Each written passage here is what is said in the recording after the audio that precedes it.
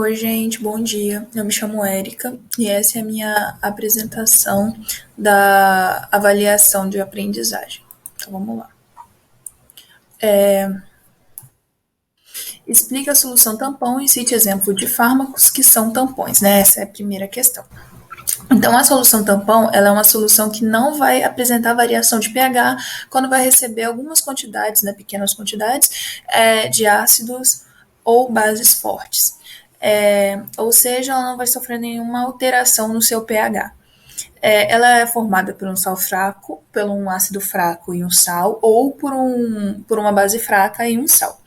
O medicamento, né, que todo mundo deve ter falado, que é um medicamento tamponado, é o ácido acetil salicílico, que é um anti-inflamatório. E também tem o medicamento biológico, que é o bicarbonato. Então, aqui é o meu experimento, né, que seria sobre explica a diferença entre dispersões coloidais e soluções verdadeiras. Deixa eu ver se vai passar aqui. No experimento eu vou fazer sobre soluções coloidais e soluções verdadeiras. E o exemplo de solução coloidal que eu vou dar é sobre a maionese. Então, para o preparo da maionese, vai precisar de óleo e ovo ou leite. E as demais coisas eu vou utilizar porque eu vou fazer para casa mesmo, para comer. Pode até parecer que eu tô fazendo aqueles vídeos de receita no YouTube, mas não é. Então, depois que você adiciona as coisas, ou no caso só da maionese, o ovo, né?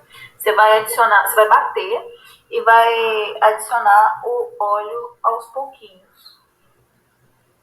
Até ficar numa consistência de maionese.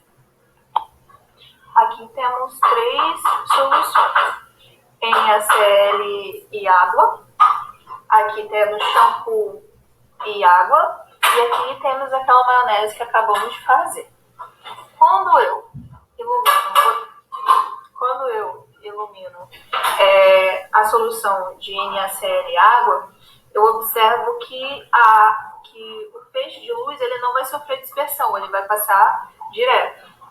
Quando eu ilumino o do shampoo com a água, eu consigo observar o caminho que esse feixe de luz está fazendo. E quando eu ilumino o da maionese, dá para observar que a luz ela não passa. Isso ocorre porque a solução, né, de NaCl com água ela é verdadeira, porque não sofre nenhuma dispersão.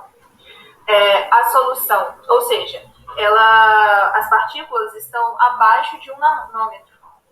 Aqui, nessa solução que fica meio dispersa, né, que eu consigo ver o feixe de luz, o caminho que esse feixe está fazendo, ele é de 1 nanômetro até 1000 nanômetros. Então, por isso que eu consigo ver essa dispersão.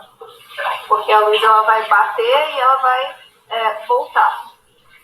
E aqui a luz ela é barrada totalmente, porque o coloide ele é maior do que 1000 nanômetros. Então, a luz ela vai bater e ela vai ser refletida totalmente. Aqui ela vai ser refletida em parte, né, para mim ver esse feixe, e aqui ela vai ser refletida totalmente. Então, a solução verdadeira aqui seria de NaCl, que a luz ela passa totalmente. E a solução em que a luz, o feixe de luz, ele é refletido é a solução coloidal. Então, né, acabamos aqui. Foi. Então, né, aqui é para explicar o preparo de uma solução e diluição utilizando os materiais de casa. Então, eu fiz uma solução de NaCl com água. Então, o que eu fiz? Primeiramente, né, eu peguei 100 ml de água, eu medi nesse medidor aqui, mas quem não tem esse medidor, eu transferi para um copo americano, mas você pode usar um copo semelhante, assim, que tenha a mesma quantidade em ml que caberia no copo americano. e ele tem a borda, né? Então, essa tem uma marquinha que fica abaixo da borda, que eu coloquei o meu dedo, deu aproximadamente um dedo de diferença de 100 ml de água para o fim da borda, como dá para ver aqui nessa imagem e nessa. Depois eu peguei uma balança, essas de casa mesmo, né? Nada tão preciso quanto a do laboratório. E eu primeiramente pesei a colher, depois eu tarei e peguei a quantidade de sal que equivaleria a 5 gramas de NaCl, que é o nosso sal de cozinha mesmo. E deu uma colher de sobremesa não tão cheia, como dá para perceber aqui na imagem. Em seguida, né, eu peguei esses 5 gramas de NaCl e eu adicionei na água. E eu misturei, né, mexi, até haver a dissolução completa, né, até não ficar nenhum corpo de fundo, nenhum cristalzinho do sal aqui no fundo do copo. Então é assim que se prepara uma solução usando o NaCl e a água. Então aqui, essa é a quarta questão, né? Explique os diferentes tipos de sais. Então tem o sal básico, que é o hidroxissal. Ele vai apresentar 2 ânions e um cátion. O exemplo é o cloreto de básico de alumínio. O sal ácido, né, que é o hidrogênio sal.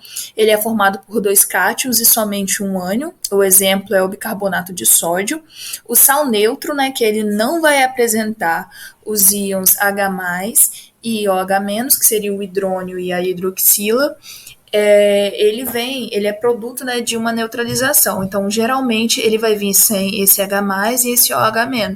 O exemplo é o nosso sal de cozinha mesmo, né, o cloreto de sódio e o carbonato de potássio. E a gente tem o sal misto. Também a gente tem o sal misto, né, que ele é composto por 2 cátions e 2 ânions diferentes. O exemplo seria o sulfato de sódio e lítio.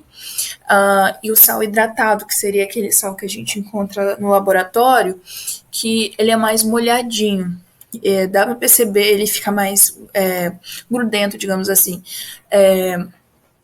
E ele contém na sua composição a água, e as moléculas elas vão ficar, né, as moléculas de água vão ficar localizadas no retículo cristalino da estrutura salina. O exemplo seria o sulfato de cálcio hidratado.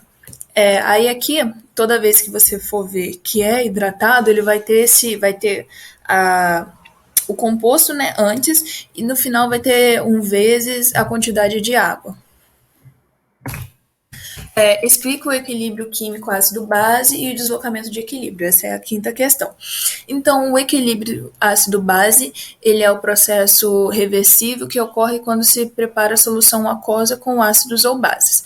O equilíbrio tem esse nome, pois é a partir desse processo que os cálculos que relacionam as concentrações das espécies do produto e do reagente da solução, que sabemos se for um ácido ou uma base, são fortes, né? E além das constantes de equilíbrio de diversos ácidos e bases. Então, para a gente entender, né, o conceito de deslocamento de equilíbrio, a gente vai ter que considerar a temperatura constante, porque se a gente altera essa temperatura, então pode haver o deslocamento para formar ou o produto ou o reagente. Então, a solução ela tem que estar com a temperatura constante para haver esse equilíbrio. O deslocamento do equilíbrio, então, ele vai ocorrer quando se adiciona uma espécie do produto ou do reagente no sistema, e ele vai deslocar esse equilíbrio. Se eu adicionar reagentes, né, nessa reação, ele vai tender a formar mais produtos. E se eu adicionar a espécie dos produtos, ele vai tender a formar os reagentes. Então, o nome que se dá, né, para esse princípio, para esse fenômeno, é o princípio de Le Chatelier, que ele vai afirmar que a constância das constantes, né, de equilíbrio em determinada temperatura. Não, ele vai afirmar que a constância das constantes de equilíbrio em determinada temperatura. Então, assim, as reações elas vão tender a se manter constantes em suas redundâncias. Caso seja alterada tanto a temperatura, né, aí a gente vai ter uma mudança nessa constante de equilíbrio. Se é exotérmica, eu tenho um aumento da temperatura e o equilíbrio vai se deslocar para a formação dos reagentes. E se eu tenho uma reação endotérmica, né, quando eu absorvo a temperatura, ela vai ter um aumento na temperatura e o equilíbrio vai tender a formar produtos. Então, vai aumentar o valor das constantes de equilíbrio, né? Quando eu tenho a reação endotérmica. Quando eu tenho a exotérmica, ela vai diminuir o valor da constante. Então, é isso. Obrigada. Ah, agora voltou a aparecer meu rosto.